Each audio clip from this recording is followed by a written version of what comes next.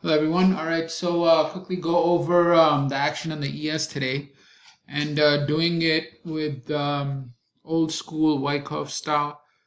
So this is the original wave chart that Wyckoff taught. What you're probably more familiar with is the wave volume or the Weiss wave, but that's not really what Wyckoff used. He actually used two types of wave charts. The first type of wave chart was had time and price. It didn't even have volume. And then the second type had he added two other things, which was activity and volume. And activity was proprietary. So he calculated it, but never really gave away how he calculated activity. So this is the original style that Wyckoff used, which was time and price. And basically, the idea is really simple. Time, the longer the wave, the more sustained the buying. Meaning, it isn't a pullback. It's not frivolous. It's meaningful buying. It's quote unquote sustained buying activity. And price, meaning the distance of the wave, represented the pulling power of supply versus pulling power of demand. So its pulling power is measured by the distance of the wave from high to low. And on that same wave, you also have time, which shows how long the pulling power lasted. So, and the idea is really straightforward. I mean, he basically said, he's taking, it's almost like a relative strength in the way he measures up wave versus down wave, as well as up wave versus prior up waves, to see if demand is increasing or is supply increasing or are they decreasing. Anyway, long story short, let's go through it. So on the ES, what you're supposed to do is if you use this style to identify a change of behavior usually, as well as a lack of demand / lack of supply. So the idea is, let's say in the downtrend, the market is going down, down, down, and all of a sudden you have an up wave that has a lot of time and distance, more than the prior up wave, and usually more than a number of other up waves. So that would mean in a downtrend that a particular up wave has heavy buying because of the sustained buying that is represented by the time that the up wave lasted, and the pulling power represented by the distance in ticks, for example, or ticks or points, and that together would indicate that a turn is about to occur because the up wave has more buying, more sustained buying, and is a bigger wave. The other thing to note is that the price and time kind of verify each other. When you have two of them, both price and time, it's not only a big move, but it's sustained buying, right? All right, anyway, long story short, let's start it off. So we'll just start here at 7 something. You had this move here, this rally, it lasted 40 minutes and 59 ticks. What do you notice about that? 40 minutes and 59 ticks. Well, in terms of time, it's bigger than 25 minutes, 15 minutes, 35 minutes, 25 minutes, 15 minutes. So it's sustained buying. Now in terms of ticks, it's 59 ticks, 19 ticks, 13 ticks, 13 ticks. It's bigger than all of them. The 59 ticks is bigger than all of these prior up waves. So that shows that demand has entered. After that, he basically takes a look at the pullback and measures the demand wave versus the supply wave and sees, yes, the supply is there, but it's weaker than the demand wave. So what happens? Price goes up. After that, you have a pullback for 15 minutes. That is about 51 ticks. Demand is still stronger until this up wave here, which lasts only 15 minutes and moves about 41 ticks, after which the supply enters.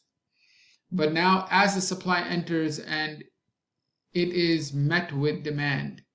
So over here you have two waves. This wave is 65 minutes and 88 ticks. This up wave is 65 minutes and 72 ticks. So it looks like, yes, supply is stronger, and in many cases that it's going to be the reason for that is because you're measuring supply to demand, saying that supply is a bigger wave than the demand wave. But what you need to do is measure demand with prior demand as well. And when you do that, you'll see that this is the biggest wave thus far in the day. It's bigger than 1, 2, 3, 4, 5, 6, 7, 8, at least 8 prior waves, and it has and lasts longer too. 65 minutes is bigger than 15, 35, 40, 25, etc. And 72 ticks is bigger than 41, 66, 59, 19, 13, etc. So with that in mind, you see that when comparing to the prior up waves, this is, relatively speaking, on the day, the biggest wave. But if you only compare demand to supply, you're not going to get the right picture. You have to compare demand also to prior demand waves. And this definitely increased in both distance and duration, and that initiated this up move. All right. Now, how do you know that supply won't take over? You know based on the additional attempts that supply made where the distance and duration of the waves decreased from 40 minutes to 20 minutes to 15 minutes, from 42 ticks to 41 ticks to only 18 ticks. Here, supply was spent, and this is the springboard right there. How do I know? Compare the size of this wave and the time, the distance and duration to the prior waves. You'll notice that it is less than the prior 1, 2, 3 waves, and it's the same as the 15-minute wave here. But besides that, it's basically no wave before this is less than this wave until approximately 1, 2, 3, 4, 5, 6, 7 waves back. And it is a small wave in that it only lasts 18 ticks, which is less than 41, 42, 88, 51, 51, 25, all the way back here. That's 1, 2, 3, 4, 5, 6, 7, 8 waves. Smallest distance and duration in 8 waves, coupled with the strongest demand on the chart. So this is what we mean by a springboard. Springboard is when you have one side which is the biggest and strongest in all these waves, and then the other side which is supply on the down wave being the weakest. When you combine strength with that weakness, you get direction. And that right there is a springboard to initiate the uptrending direction. All right, so what I've explained to you so far is basically how to read the wave chart. It's not rocket science. You can go watch you can go get Wyckoff's study and or watch some of the video I must have done in the past, and you'll learn how to read the wave chart using price and time. And don't think that this is, that you have volume, so we just need volume, etc., etc. Time and volume are highly, highly correlated, meaning you have to have more time, typically more time and more volume follow hand in hand. And this is in my opinion, actually an easier way, because for some reason we connect with time. So because it's in our daily life, we are able to make better judgments, faster judgments when we see time as 15 minutes versus, okay, 15,000 contracts, 150,000 contracts, or 21,000 contracts. You resonate with this easier, and a quicker judgment is made.